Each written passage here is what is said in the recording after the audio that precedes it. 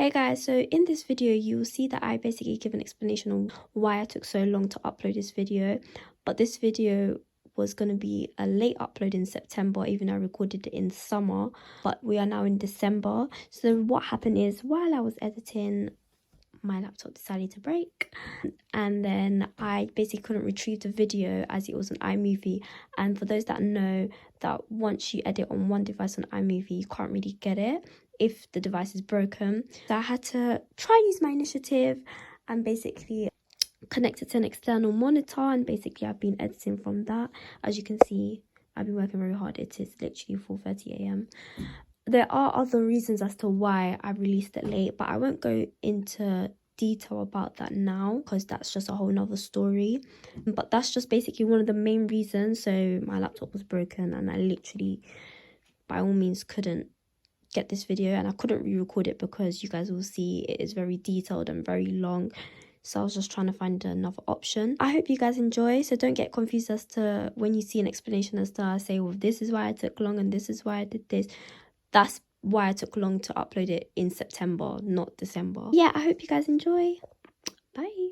Before I get into this video, you probably have a lot of questions. I'm going to answer those questions, and you might have questions. I might not answer those questions, but let's pretend I've answered those questions. And you might not have questions at all, but let's pretend you have questions and I've answered those questions, just so I feel like I've done something right. Do you know what I mean?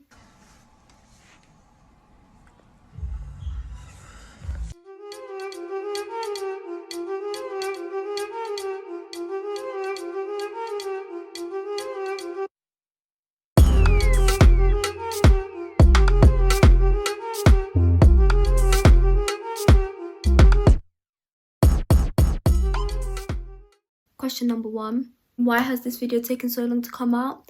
After I was screaming content, after I was screaming consistency, after I was screaming I'm back, I'm better. I have recorded this video several times. It has just not worked out. Like, I have not got to finishing this video at all. This is actually going to be my final shoot, inshallah. Please, God, let it be my final shoot. Here's proof that I have actually tried recording this video several times, but it has just not worked out, and the reasons as to why it has not worked out. Hey guys, welcome back to my channel. So today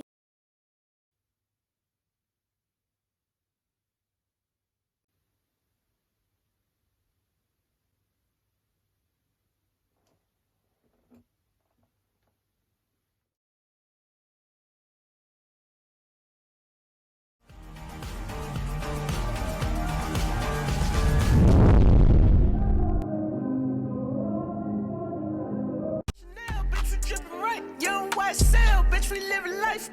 Snake.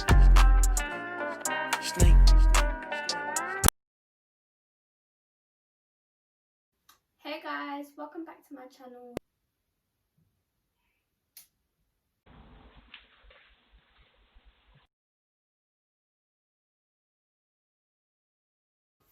Hey guys, welcome back to my channel.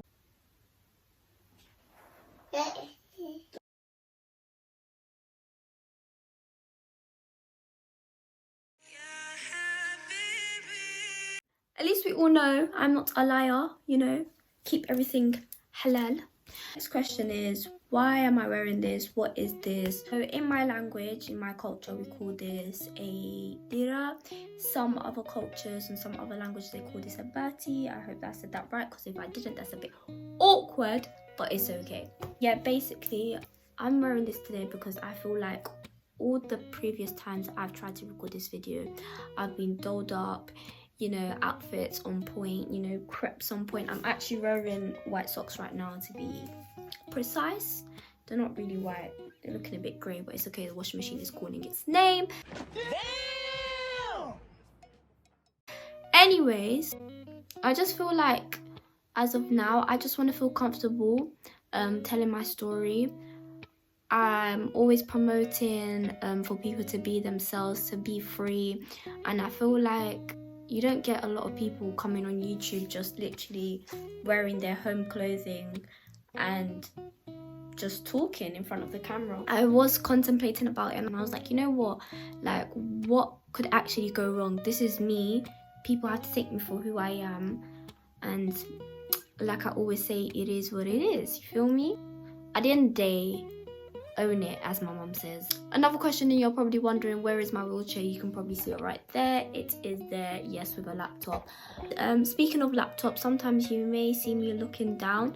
That's only because I'll be looking at my notes, because I cannot remember everything from the top of my head, and I want to be able to include as much information as possible. As this is my first story time / health story, it may not be in chronological order, and there may be some things that I have not put in my notes and I may remember when I'm editing, so some things you might be hearing right now and some things you might just have to read. So just bear with me. Like I said, this is my first basically official story time / health story, I guess, first of many, and you know, God willing, as we go on, I can progress, and you know, it will just be as easy as ABC 1 2 3. One last thing, I feel like one of the main reasons why I've struggled actually doing this video is because at the back of my head, in fact not even at the back of my head, it's just been going through my head. I feel like once I release this video, I will be getting a lot of, oh, I feel so sorry for you, or I don't know how you do it, it's okay. If I have or if I haven't said it, I'm going to say it now. I hate pity, and you probably hear that from a lot of people, but I hate pity. In my language, I don't think it's just in my language, but in my language or in my culture, there's a lot of, oh, maskini. Like, maskini in my language basically means like, oh, poor. You can't come to me and say, maskini, this is all God's work, this is all God's plan. Everything that's happened to me, God has written down, and I feel like people doing that, it's like you're questioning God's work. And if all of this hadn't happened to me, I wouldn't be here to be able to tell my story and actually speak up, because then I'll just be that average girl. And this is why I am who I am today, because of everything that's happened.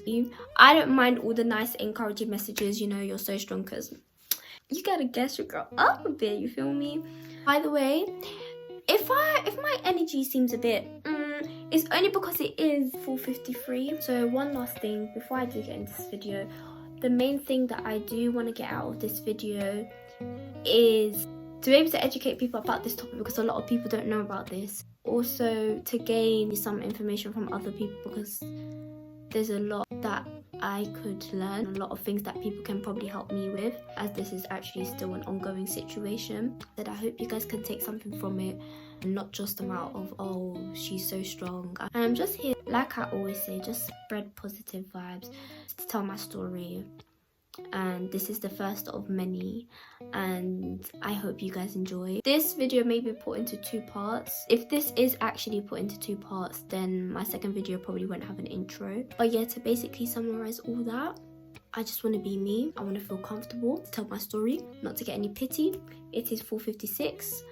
This is the best time to record. Get your snacks, get your drink, sit back, relax.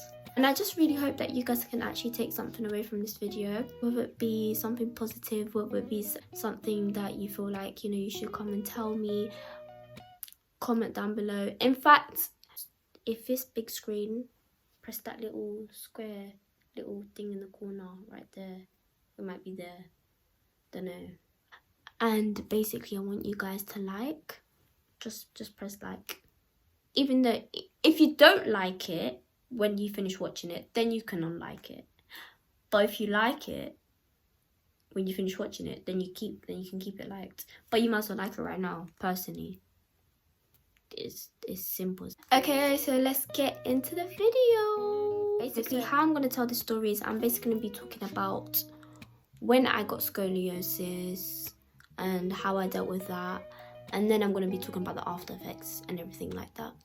I need to make something clear. I was not born with this.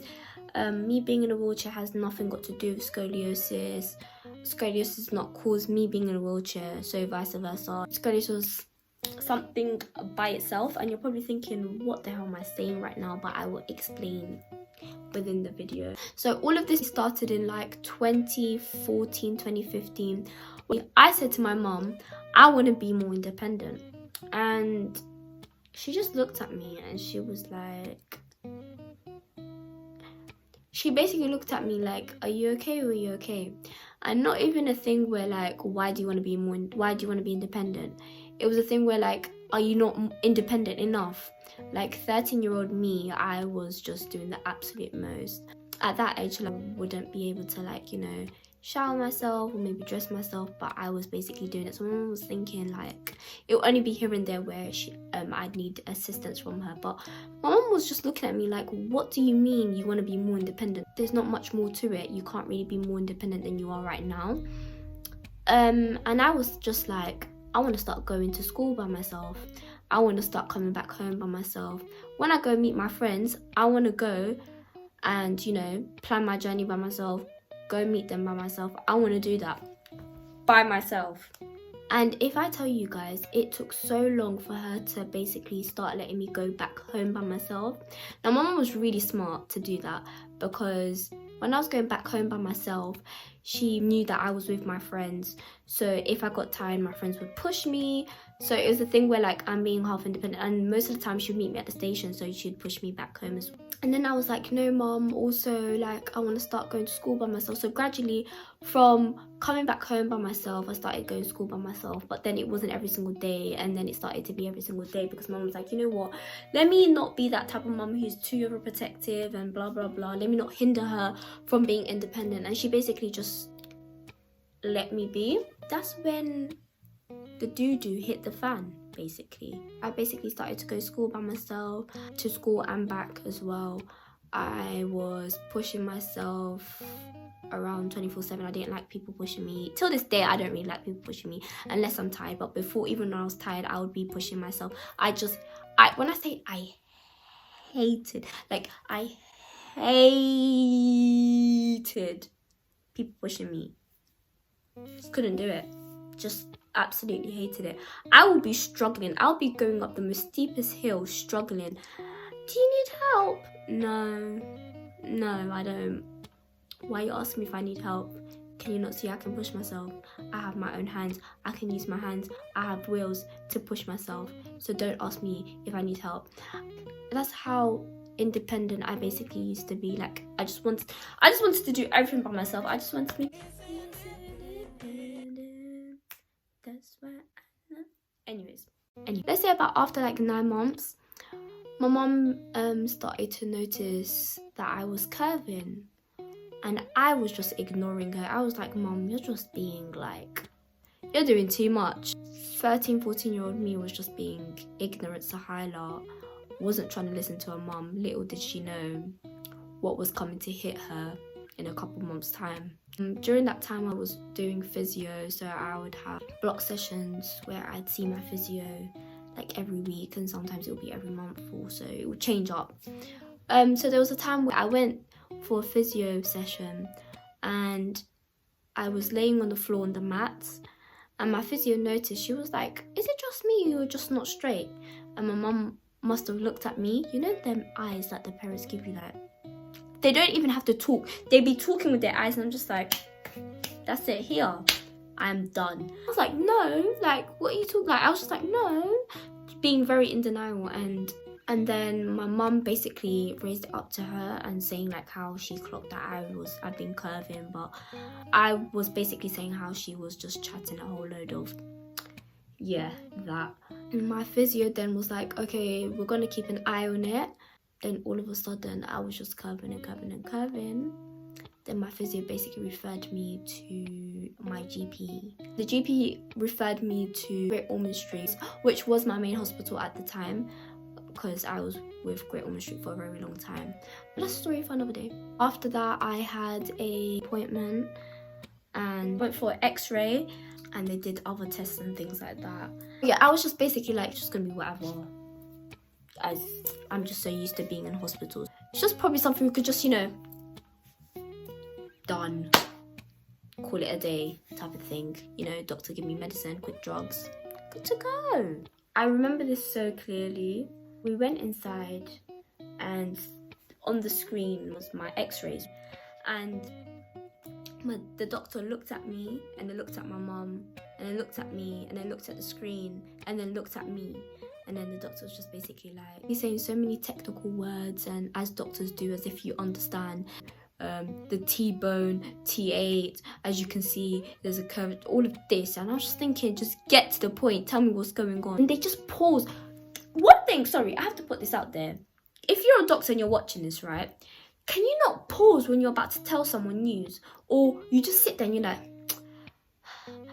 what is that? What are you doing? Just speak, get on with it, so I can get out and deal with my whatever it is that's going on. Because all of this, yes, no.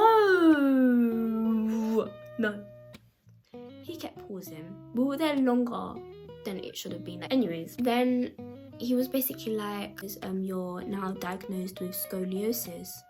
So in my head I'm saying what? I couldn't even pronounce it, guys. So as soon as I heard that, as soon as I had diagnosed, straight in my mind, I just thought, gosh, I'm probably dying. That's it. Let's call it a day. My mum was right. I should have listened to her. She's probably going to send me back to Africa now for not listening. Like, that's it. It's over. I'm not even finishing secondary school. Khalas. Finished. Au revoir. And then I basically started tearing up a bit, and I'm not a type of person to start crying, but I was tearing up a bit. But the thing is, I hadn't known what it was, but I was tearing up. But I think it's just because it sounded like such a big word, and then he said I was diagnosed with it, and I was thinking, what is going on with that? What's happening? What is actually happening?